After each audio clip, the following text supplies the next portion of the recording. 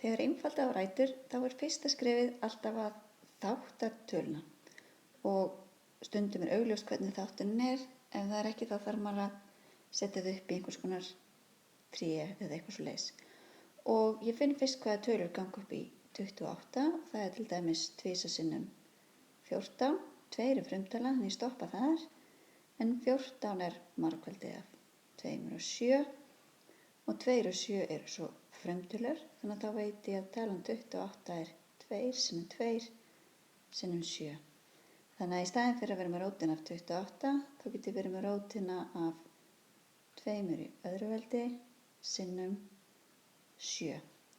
Svo get ég notað eina af veldareglunum til að skrifa þetta sem rótina af 2 í öðru sinnum rótina af 7 og rótin af 2 í öðru 2 í fyrsta, en rótin af 7 get ég ekkert einfaldað.